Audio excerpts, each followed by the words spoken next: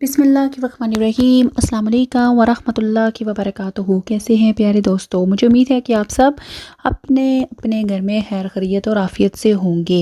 अल्लाह ताला से दुआ है कि अल्लाह ताला आप सबको अपनी हिफ्ज़-ओ-मान में महफूज फरमाए। दोस्तों, सोने से पहले वज़ू का हुक्म क्यों दिया गया है? तो ये सब जानने के लिए मेरी वीडियो को एंड तक लाजमी देखिएगा और मेरे चैनल को लाइक शेयर भी कीजिएगा। और आप अगर अभी तक आपने मेरे चैनल को सब्सक्राइब नहीं किया तो प्लीज़ फ़ातिमा सुलेमानी के चैनल को ज़रूर सब्सक्राइब कीजिएगा। बहुत शुक्रिया। दोस्तों, सोने से पहले वज़ू का क्यों हुक्म दिया गया? साइंसदानों ने तहकीक की तो नताइज ने सबको दंग करके रख दिया और ऐसी बात कह दी कि आप भी बेइख्तियार सुबहान अल्लाह कह उठेंगे कि हमारे प्यारे नबी करीम सल्लल्लाहु अलैहि वसल्लम ने आज से 1400 साल कबल जो सुन्नत इख्तियार की थी और उन पर अमल पैरा होने का हुक्म दिया था, आज साइंस भी उन अहकामात को मुस्लिम तस्लीम कर रही है। दोस्तों, नबी करीम सल्लल्लाहु अलैहि वसल्लम के अहकामात और सुन्नत से ये साबित है कि सोने से कबल अपने बिस्तर को 3 बार झाड़ लेना भी चाहिए।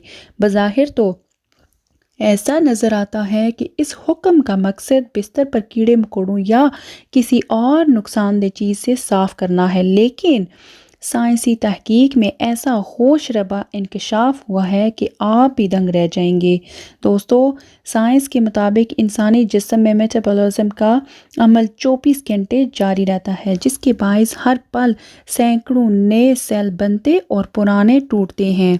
तो दोस्तों, हैरान कुन बात यह है कि सोने के दौरान जिस्म में टूटने वाले सेल बिस्तर पर ही गिर जाते हैं, जो इंतहाई छोटे होने के सबब नज़र नहीं आते। अगर बिस्तर को बगैर जाड़े इस पर सोने के लिए लेट जाएं तो ये मुर्दा सेल जिस्म में दोबारा दाखिल होकर कई मुख्तलिफ बीमारियों का सबब बनते हैं। और साइंस ने ये भी साबित किया कि इन मुर्दा सेलों को साफ़ करने के लिए बिस्तर को कम अज़ कम 3 बार झाड़ना लाजमी होता है और ऐसा करने से ख़तरा टल जाता है। तो दोस्तों, नबी करीम सल्लल्लाहु अलैहि वसल्लम ने सोते हुए दाएं करवट पर लेटने का भी हुक्म दिया है और इस ज़मन में साइंस का कहना है कि ऐसा करने से दिल पर दबाव बहुत कम पड़ता है, जिसके बायस दिल सही बेहतर तरीके से काम करता है और सोने के दौरान भी पूरे जिस्म को खून की सप्लाई बेहतरीन अंदाज में होती है, जबकि दिल के दौरे के ख़तरात भी कम हो जाते हैं। दोस्तों, इसके अलावा दाएं करवट पर सोने से मैदा भी ऊपर की जानब होता है और उसे रात में खाए जाने वाली ग़िज़ा को हज़म करने भी आसानी होती है। तो दोस्तों, रात सोने के दौरान मैदे में मौजूद ग़िज़ा अच्छी तरह हज़म होती है और जिसके बायस इंसान बेदार होने पर ख़ुद को तरोताज़ा महसूस करता है और तेज़ाबियत भी नहीं होती। तो अपने प्यारे नबी पाक सल्लल्लाहु अलैहि वसल्लम के अहकामात के मुताबिक सोने से कबल बावुज़ू होकर सोने का हुक्म दिया गया है। इशा की नमाज से कबल दांतों को मिसवाक करने या ब्रश करने और फिर बावुज़ू हालत ही में सोने का हुक्म मौजूद है।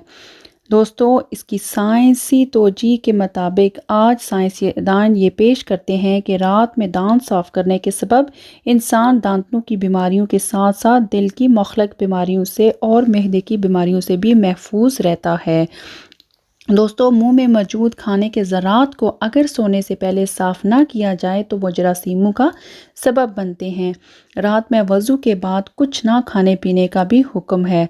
तो इसका मतलब ये है कि सोने से कबल जब इंसान वज़ू करता है तो अपना मसाना पेशाब से खाली कर लेता है, जिसके सबब इंसान गुर्दों की भी कई बीमारियों से महफूज रहता है। दोस्तों, कुर्बान जाएं हम अपने प्यारे आका सल्लल्लाहु अलैहि वसल्लम ने, जिन्होंने हमें आज से 1400 साल कबल इन सुन्नतों पर अमल पैरा होने का हुक्म दिया था, जिनका आज साइंसदान उनका निकाल रहे हैं कि ये चीज़ साइंस के मुताबिक है।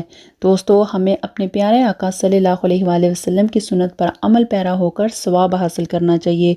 तो अल्लाह ताला से दुआ करते हैं कि अल्लाह पाक सुन्नत के मुताबिक हमें सोने की तौफीक अता फरमाए। आमीन। दोस्तों, मेरी आज की वीडियो अगर आपको अच्छी लगी, लाइक शेयर और सब्सक्राइब ज़रूर कीजिएगा मेरे चैनल को और कमेंट में मुझे ज़रूर बताइएगा कि आपको कैसी लगी।